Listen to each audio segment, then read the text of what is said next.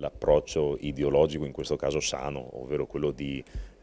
coniugare il lavoro degli apicoltori a quello che è l'utilità per l'ambiente stesso, e penso che questo sia la dimostrazione di come si può tutelare l'ambiente facendo lavorare le persone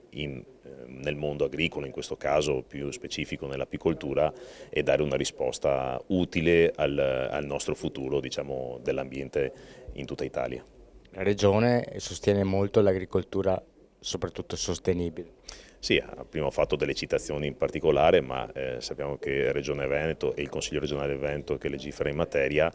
spesso ha proprio questa attenzione nella sostenibilità, anche perché rende unici i prodotti che poi sono un must a livello internazionale. Il progetto Api in Rosa è andato a raccontare i volti e le storie delle apicoltrici in Italia, quindi ha avuto come obiettivo quello di raccontare l'apicoltura femminile individuando una testimonial per ogni regione d'Italia, quindi andando a rappresentare il territorio e anche l'operato di queste apicoltrici, che ha un taglio particolare perché molto spesso, come dire, da un lato pone l'accento sulla salvaguardia del territorio, dall'altro ha anche un'attenzione sociale particolare con i progetti che si possono sviluppare attorno all'alveare, quindi la produzione del miele, però anche la fattoria didattica, l'insegnamento, gli altri prodotti che derivano dalle api, e quindi un'attenzione a 360 gradi. Noi ci occupiamo di apicoltura a 360 gradi, per cui come associazione, che è una tra le più brillanti e presenti nel territorio veneto,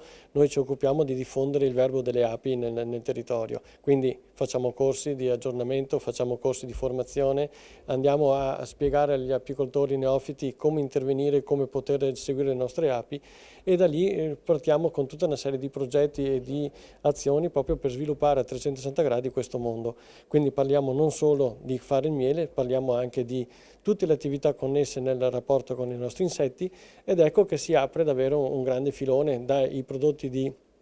seconda realtà, che potrebbero essere il polline, la propoli, la papareale, come anche attività collaterali che può essere proprio collegate a un fenomeno che si chiama apiturismo, quindi creare del benessere, degli stati di evoluzione in quello che è solo semplicemente il produrre miele. E da lì appunto l'associazione è sempre presente con convegni, congressi e varie attività. Il miele del sindaco nasce dall'apiario comunale che abbiamo costituito circa 2 anni fa e che viene gestito dai nostri apicoltori. Abbiamo una produzione di miele di circa 100 kg quest'anno, tra l'altro abbiamo fatto anche la caccia perché ce l'ha permesso il tempo, quindi avremo acacia, tiglio e millefiori quest'anno, e da lì nasce l'idea di fare un qualcosa che esca proprio da questo apiario didattico comunale, perché non pensare al miele del sindaco. Quindi tutto il miele che verrà prodotto verrà confezionato in vasetti da 250 ml. Quest'anno ne faremo circa appunto 100 kg, l'anno scorso ne abbiamo fatti 40 kg,